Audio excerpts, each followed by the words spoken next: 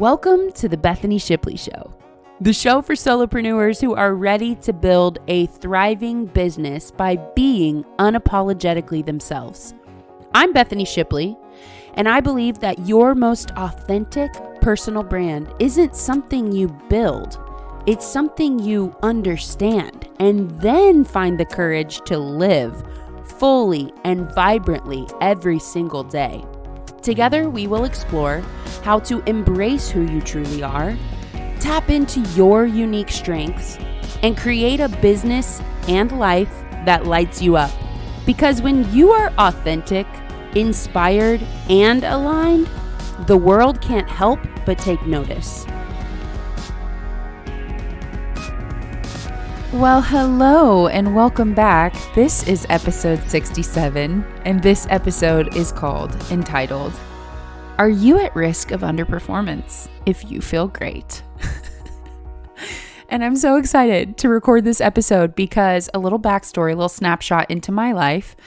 My husband is a YouTube boy, and he's been encouraging me to put my podcasts on YouTube as well. And my podcasts usually go out to Spotify. They go, from Spotify to all the other places. And YouTube is not one of those places. And so it adds an extra step for me to get this on to YouTube. And I was so excited when I saw that my very first episode that I shared on YouTube had a comment from a man who I share 4 children with. He commented on my video. And he said, "This is so good," something along the lines of, "Am I at risk of underperformance if I feel great?" Because the episode was all about how to feel your most preferred state, how to be in your most preferred state. And he said, "But am I at risk of underperformance if I feel great?" And I remember when I first got introduced to the idea of not using low quality motivations to fuel myself, to fuel my action. When I first got introduced to that idea, you don't have to feel terrible in order to make progress in your life. It was like mind-boggling to me to imagine taking action from a place of inspiration or to take action from a place of feeling good instead of desperation.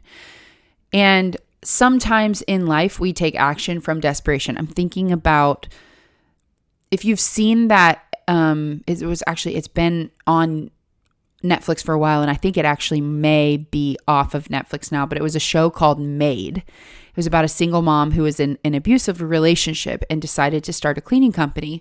And she was taking that action because of desperation. And there's nothing inherently wrong with that. My situation was different because I wasn't in an abusive relationship, and I would have taken action whether I was inspired or not inspired. So why not just be inspired and take action from that place? And I really believed that it wouldn't be possible to stay motivated from a place of inspiration.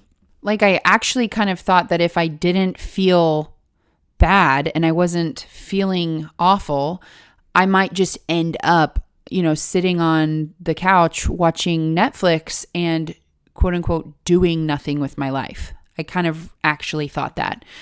So that was the rub for me. I remember we went frisbee golfing with my brother, who is a lot like me. We're just very similar in the way that we think. And I shared with him what I was learning and kind of this idea of, can you imagine taking action from a place of your most preferred state instead of taking action from a place of horrible anguish? And he's like, "Oh, so you trick yourself into feeling good no matter the circumstance." And I said, "Yeah, I guess you do. You trick yourself into it." The resistance that he felt in that, "so you trick yourself," is the same resistance that I felt, which was, are we at risk of underachieving / underperforming? Because if we feel great and we're like, geez, I'm feeling inspired whether or not I'm hitting my goals or not, would I care if I feel great? Because that's the whole thing, right? You hit your goals to feel great. And when my husband commented this question, am I at risk of underperformance? What I had to dig into to kind of answer that in my mind, how you measure your life, is it good or is it bad? What the measuring stick is literally what you have to hold up there. Are you underachieving? Underperformance is different depending on your goals, right? So like if you're in the Super Bowl, the objective to perform is to win the game.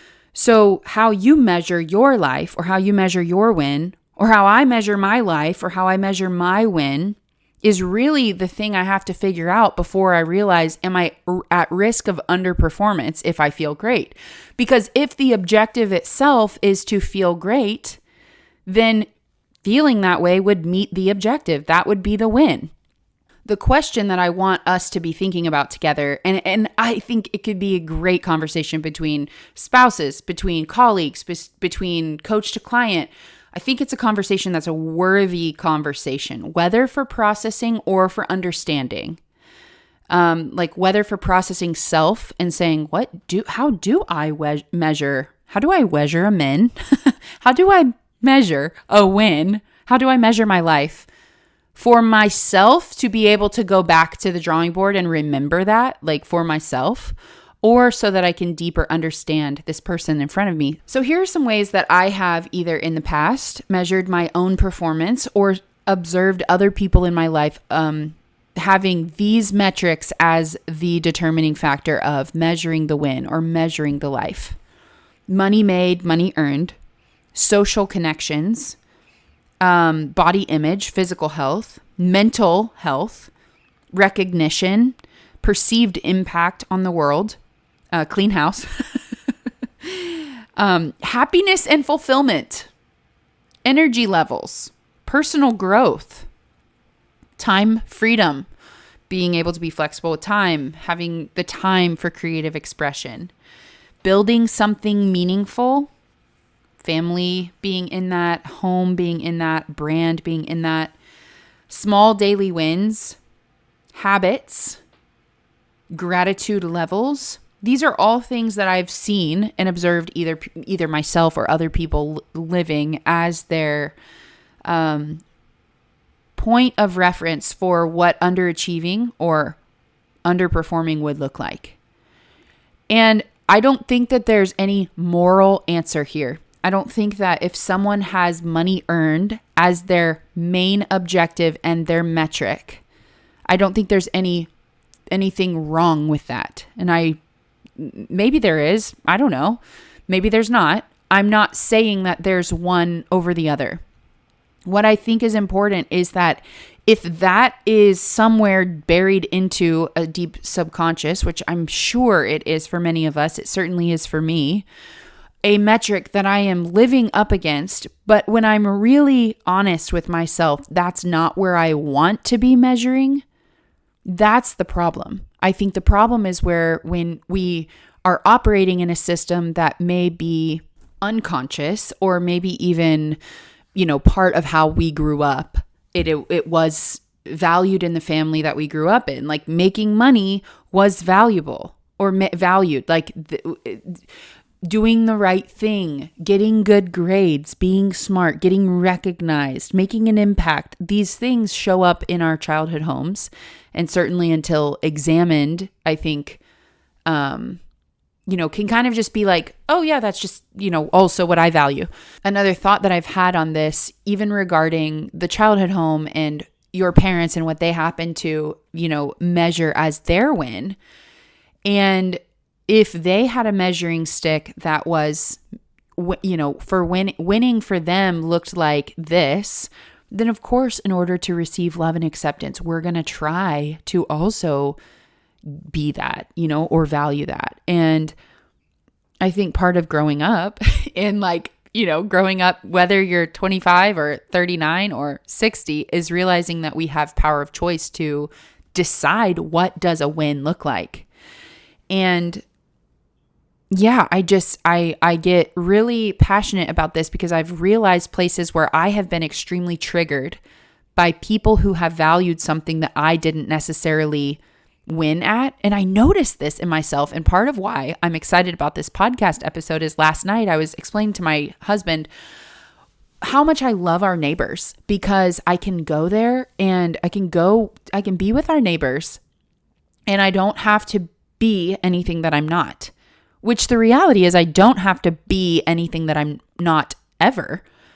But if I so deeply want to be seen as a winner and I want to adapt myself to their standard of winning, then whoever I'm with becomes either a major emotional drain or a major emotional uptick based on how much I feel I can win according to their measuring stick. And can I just say from personal experience, that's a really exhausting way to live.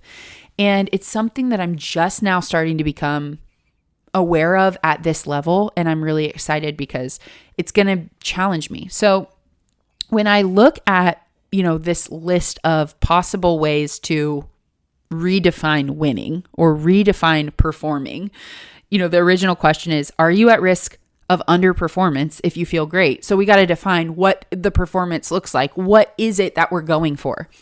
When I look at this list that, ChatGPT helped me kind of pop out with ways that people measure their performance, ways that people measure their win. If I'm really honest, I don't really want recognition to be one of the things that drives me because, first of all, it's completely out of my control. Recognition requires someone to say it, it requires another party. A clean house for me is not something that I really want to be my win because I really can't control it. Like I live with 5 people who would also have to partake in that. My mental health, actually, if I have my mind, I usually have pretty much everything else.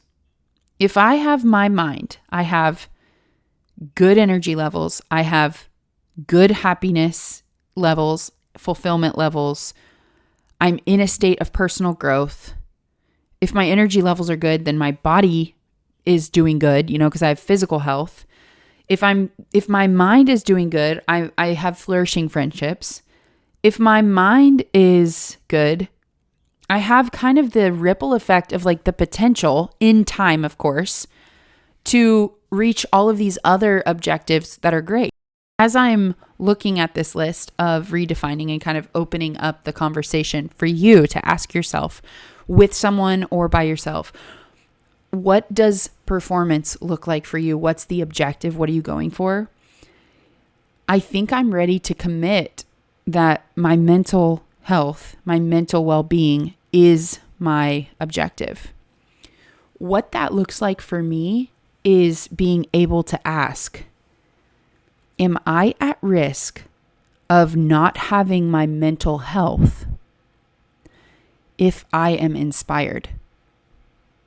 And for me, it checks out because I'm not. There is not a risk of not having my mental health if I am inspired. Now, if my performance was money to be made, money earned, would I be at risk of underperformance if I prioritized being inspired? The answer would be yes. Let's cross-check with another objective. Like if what I'm going for was body image, like I want my body, I want to have a 6-pack, I want to weigh, exactly this specific number.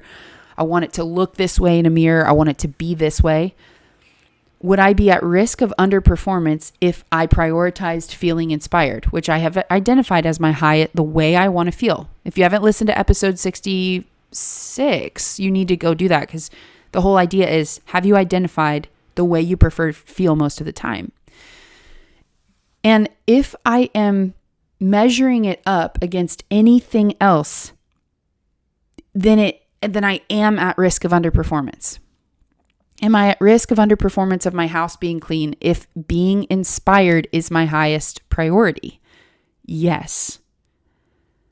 So here is my final question for you, and I hope this makes sense. Of course, it's just me over here with my microphone, and I'm having a full-on conversation, and I'm nodding my head yes, but I would love to hear in the comments if you're nodding your head yes and you get it. How do you measure your win? How do you measure your win? What is the line item? Winning the Super Bowl, having a clean house, games won, impact in the world, recognition, mental health, time freedom, friendships, body image, physical health, happiness, fulfillment, energy levels, personal growth. Fill in the blank with that or any other million things that you would want to be the line item. That's like the thing that you're going for in your life. And then cross-check that with, are you at risk of underperforming in that area if you feel blank? And what I think is true, and this will be a little bit of a social experiment, is that what I believe to be true is if you're really honest about what you really want in life, then you are not going to be at risk if you insert prioritizing your highest preferred state. In fact, the two go together. So I'm looking forward to hearing from you. There's 3 ways you can do it. 1, you can leave a comment on any way you're listening to this. YouTube, I see you. YouTube, Spotify, Apple Podcasts, whatever podcast you listen to, leave a comment. If you're listening on podcast specific, you could leave a rating, which is really helpful. 5 stars is best, as you know. But rate it honestly. The 3rd way is screenshot and share on social media. Tag me at Bethany J. Shipley. If I see it, I will reshare it. We've talked about before how sometimes they don't show me the shares within 24 hours and then I just totally miss it. But how do you want to win? What is winning to you? If you feel the way you want to feel, are you at risk of underperforming in that area? And with that, I leave you to it. Thank you for being here. Thanks for listening to The Bethany Shipley Show. This podcast is sponsored by The Exposure Academy. The Exposure Academy is a group coaching program for solopreneurs who have an amazing product or service but have trouble getting noticed. They have trouble getting eyes on the prize. And so The Exposure Academy is a group coaching program that involves mindset training, skills training, goal setting, and also bonus training all around the idea of getting exposure. If this sounds like something that you are interested in, you can join for less than $30 a month by visiting my website, BethanyShipley.com, and clicking the Let Me Be Your Coach tab. For listening to The Bethany Shipley Show, I hope you feel more inspired. I hope you feel more excited, more clear on what your magic is, because you are made of magic. And so all you have to do to make the magic happen is put yourself out there. So get on out there and do your best now, you hear?